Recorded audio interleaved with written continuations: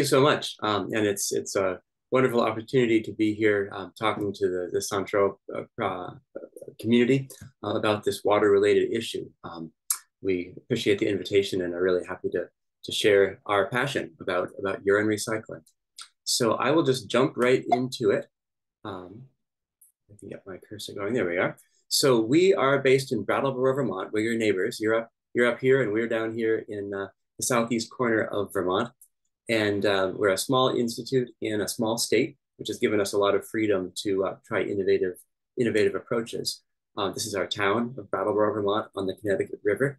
The Connecticut River suffers from nitrogen pollution, which then flows down into Long Island Sound and causes algal blooms there. So one thing that we're really conscious of is trying to reduce nitrogen pollution into this waterway.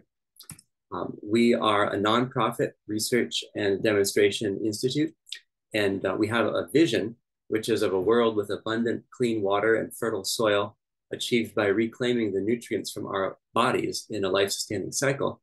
And the way we try to accomplish that is by engaging in research, education, and technological innovation to advance the use of human waste as a resource. And down here I am a few years ago when my hair was darker, talking to one of our partner farmers getting ready to spread urine on his farm. We're very hands-on applied as well as being academically affiliated. So first question I like to address is, well, why are you doing this? Why are you focusing on human waste? Why are you focusing on human urine? And this shows the relative size, relative volume of human waste, which is mostly urine and a little bit of feces, compared to all of the tap water we flush down the drain. So we might have around 230 liters per day in Vermont, that's our assumption, of wastewater, these two things added together roughly. But the great majority of that, 99% or more of that, is just gray water, tap water used for washing, whatever, and only a tiny fraction, less than 1%, is going to be human urine or feces. But we look at the breakdown of what is in that urine and feces. It's most of the nutrients and a large amount of micropollutants as well. So here's the same breakdown again in a different format. This is all the gray water goes down our drain. This is the tiny slice of urine and the tinier slice of feces that is by volume is our wastewater. But 3/4 of the nitrogen that we flush down the drain from a home is from urine. Another 5 to 10% is from the feces. Phosphorus, again, adds up to around 80% of phosphorus comes from urine and feces, and over half of it is from the urine alone. So just by removing urine from the equation, from the wastewater equation, we can remove most of the nitrogen and phosphorus that is otherwise pollution in wastewater. Also, micropollutants in terms of pharmaceuticals, about half of that is in urine, half is in everything else. So capturing urine is also a great way to redirect and better manage micropollutants. You probably are all aware as water people that nutrients in the wrong place are pollution, and that nitrogen or phosphorus can cause algae blooms that kill fish and otherwise degrade aquatic ecosystems. We founded our institute back in 2012 really to address this issue of water pollution, but also to bring in farms and turn this source of pollution into fertilizer. And so I wanted to just mention a little bit about our evolution as an organization. We started in 2012 with a $1,000 seed grant from an environmental organization. We recruited 60 people, gathered 600 gallons of urine, and did a farm demonstration on this farm you can see on the left. Last year, we had a $500,000 budget, over 200 urine donors, 12,000 gallons, or about 48,000 liters of urine per year. And we work with multiple university partners, various funders you see on the bottom, where we actually have grown into the leading multidisciplinary research organization in the United States on the issue of urine recycling. So I want to give a rundown of what our program looks like, our applied on-the-ground community scale program, and then I'll segue from that into where we think that these things we've developed here in Brattleboro can be applied in the larger world. So we have this project in Brattleboro, Vermont, and surrounding towns where we collect urine in various ways and then we process it and just distribute it to farmers as fertilizer. So some of the keys to our success is that our participants, they're early adopters. They are getting onto this new way of doing things.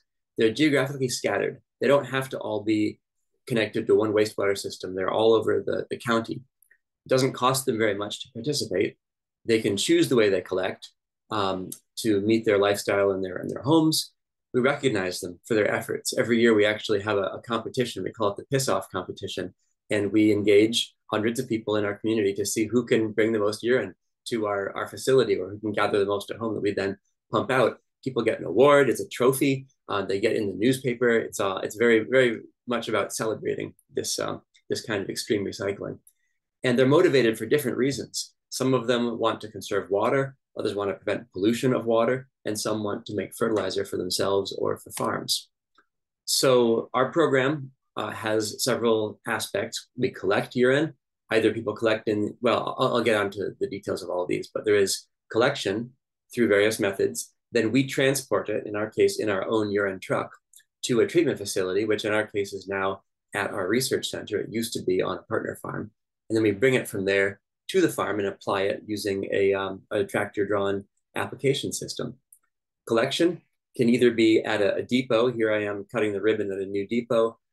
People have these 20-liter containers with an integrated sealed funnel that has an odor blocker in it. So they just collect this in their homes, remove the cap, seal it with a tightly fitting lid, and bring it to the depot to vacuum suck it out, and then we get it with our truck once a year.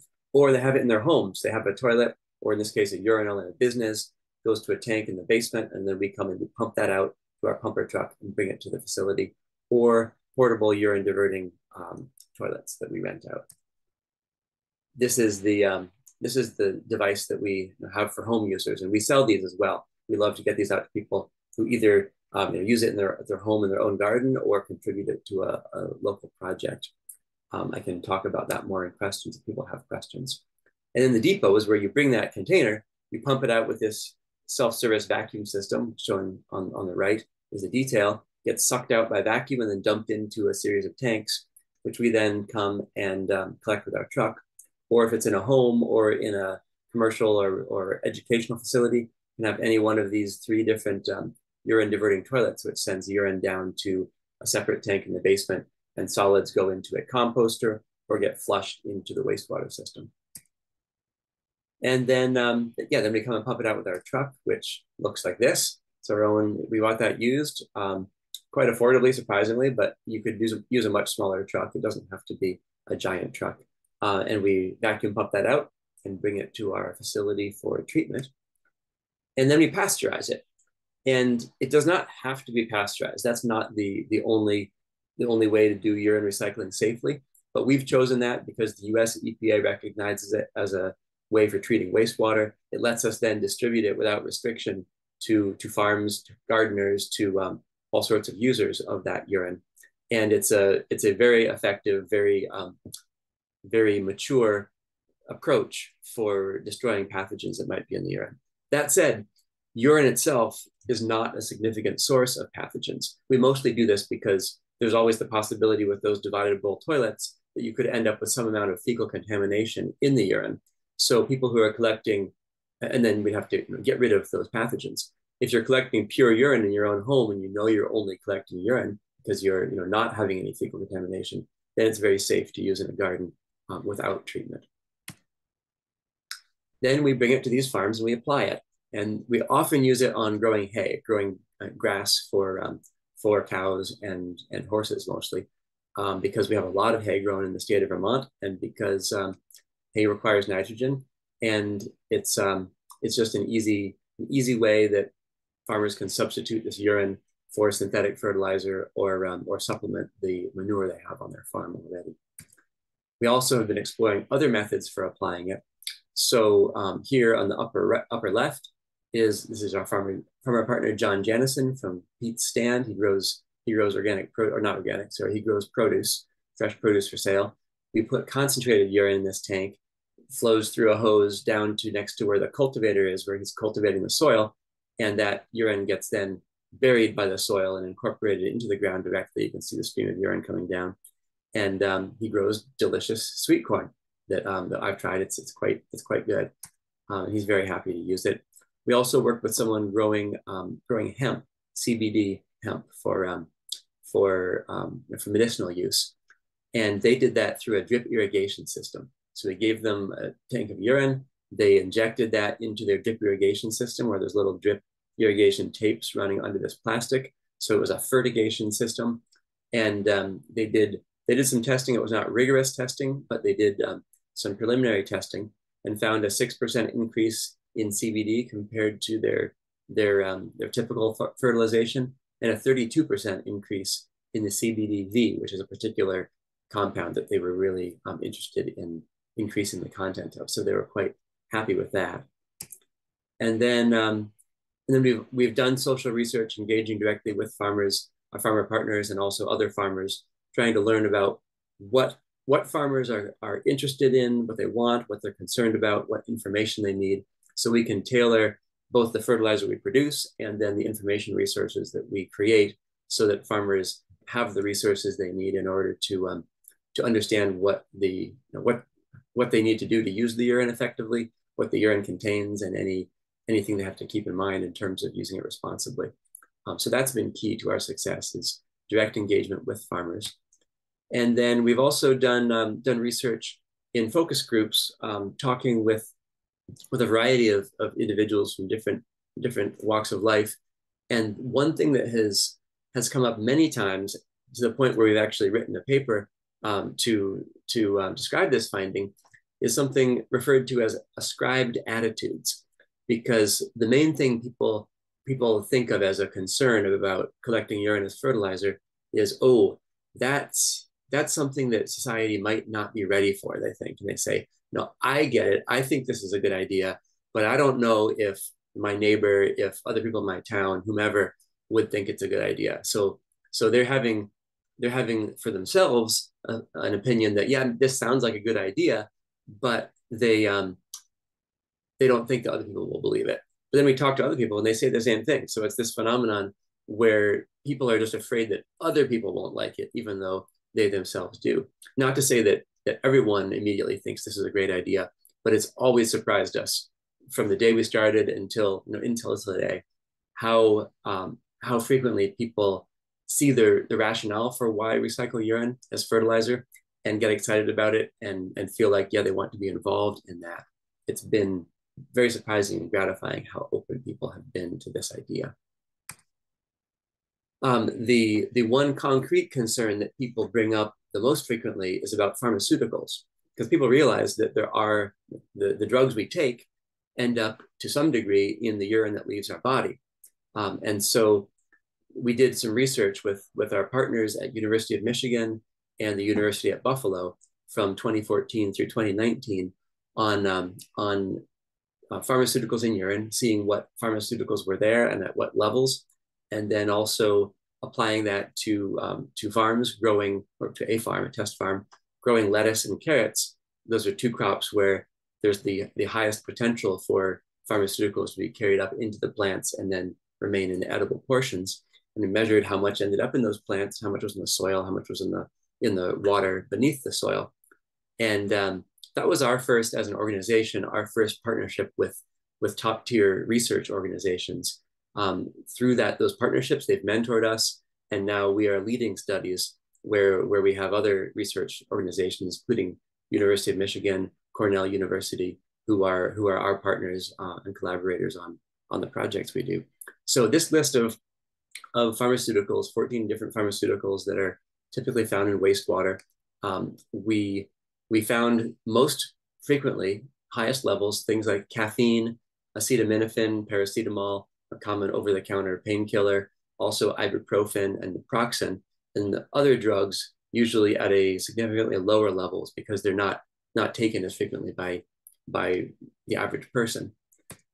And our finding was pretty striking. They were able, with their liquid chromatography and mass spectrometer, this really expensive, high sensitivity machine, to detect several drugs in the lettuce and the carrots that we grew, but the levels were so low that you would have to eat a pound of lettuce, half a kilo of lettuce every day of the year for 2,000 years in a row before you had as much caffeine as a single cup of coffee. And that's, caffeine is one of the highest level drugs that we found in any of our produce. In the carrots, it was similar. You'd have to eat about 150,000 carrots to get one extra strength pill of Tylenol, of acetaminophen, of paracetamol. So that's many thousands of kilograms of carrots in order to get anything on the scale of what we imagine of these drugs as being significant levels. So so it seems that that's really not a big issue, not a big risk. That said, we still are exploring other options for reducing the pharmaceutical levels further in urine, because I just spent whatever it was 5 minutes explaining this to you. Even if you were convinced that this is not a concern, it took a long time to explain it, and we can't do that kind of outreach with everyone. So we also think it's important to have methods available where we can say, oh, we also did this extra step to remove pharmaceuticals. So I want to shift gears now to where this makes the most sense to do, because I think it makes sense to do urine recycling everywhere, but it does cost money. It does take energy, human energy. It takes time to get people educated and to install these toilets. And one place that makes a lot of sense is where there are septic systems, because septic systems are really, really poor at preventing nitrogen pollution in particular. They also can be poor at preventing phosphorus pollution, but nitrogen, they're really bad at removing nitrogen from wastewater. So it essentially goes in, flows through, and into the groundwater, and then into the surface water. So in Vermont, we have over half of buildings are on septic systems. And so it's a big deal here in Vermont. And it's also a big deal on Cape Cod. So, here's the state of Massachusetts, just south of Vermont. On the tip of the Massachusetts, here is Cape Cod. And the town of Falmouth has an issue where they have extreme nitrogen pollution of their coastal ponds. And it's going to cost about $8 billion. That's, $8,000 million, billion with a B, 9 zeros, for them to convert the Cape, to sewer the Cape, so that all the homes in the Cape can be connected to a central sewer and have nitrogen removal happen, which is just unaffordable. It's unachievable. And so they are exploring urine collection. We have the Hilda Menge and Earl Bernhardt, who are pioneers in urine recycling. They were part of the New Alchemy Institute back in the 70s, I think it was, in Cape Cod. They're recruiting their whole town to work on this. They came up to buy these jugs and funnels for early home use, but they're working on a multi-million-dollar project in their town to convert homes to urine diversion. So that is a great place where urine diversion really applies. It costs a lot less money than sewering in many non-urban settings, and it also, and in urban settings it may as well too, but we haven't done those numbers. It also means that they're making fertilizer rather than just trying to get rid of the nitrogen. I'm going to skip that slide. This just shows anything that is colored in here in any color. There's more nitrogen going in than is equilibrium. So all through the Cape, there's too much nitrogen going in. They need to reduce throughout the entire Cape. And so the Institute set them up with, they've gotten, I think, about 50 or so of these jugs and funnels. And now we're assisting them, doing informational sessions and otherwise supporting them to move toward permanent installations in homes, which the state of Massachusetts has recommended fast tracking the permitting of these permanent toilets in homes. Then the other place that urine fertilizer or urine collection really makes sense is to meet on-site fertilizer needs. So this could be subsistence agriculture. It could also be agriculture where there is some being sold and some income from it, but insufficient fertilizer available, which is a common situation in less economically developed countries where the cost of fertilizer is unachievable for many small farmers. It's also the case for gardeners anywhere in the world where they either don't have great access to fertilizer or they just want to be doing a more ecological method of creating fertilizer and preventing pollution at the same time. So we have webinars frequently that Rich Earth puts on that are for home gardeners. And those, if anyone wants to put their name and address in chat, we can add you to a mailing list to be notified of that. We also have publications on our website, richearthinstitute.org, under, I think it's under Get Involved, Fertilizer Garden, something like that. And that, that has great guidelines. But this is a way that gardeners can meet all their fertilizer needs through urine and other commonly available sources like wood ashes to meet all the fertilizer needs, and that small farmers can really boost their production through collection of urine. And oh, I should have had this slide up when I was talking about that. You can buy that QB and funnel, that jug and funnel I talked about, through our Etsy account, richearthinstitute.etsy.com. And also that webinar has great information on how to use it in your home garden. And then, oh yeah, I wanted to revisit the question about sanitization. The World Health Organization published some guidelines in 2006 on the safe use of human excreta in agriculture. So yes, the one guideline that the World Health Organization had was that you wait 30 days after you fertilize crops that will be eaten raw before you harvest them, if you're doing no treatment on your urine. So if you're using just urine you collected yourself, there's no pasteurization, no other treatment, just wait 30 days after you fertilize before you're eating your spinach or your carrots or that sort of crop. And then the final thing I wanted to mention is that for building scale nutrient and water recovery, so this is like a building with multiple apartments or office building, Brightwater Tools is a spin-off company Rich Earth Institute has created, and they're developing technologies for pasteurizing and concentrating and otherwise stabilizing urine or vacuum flushed toilet waste into a fertilizer with a system that can be put in the basement of a building and operate essentially automatically and recycle the nutrients from the human waste of that building into a concentrated fertilizer that can be sold or used on site. And this photograph is an example of one of the early models we put in the University of Michigan in their research lab, so they could test it and do research on its performance. So that brings me to the end of my prepared slides, and I'm happy to take any questions.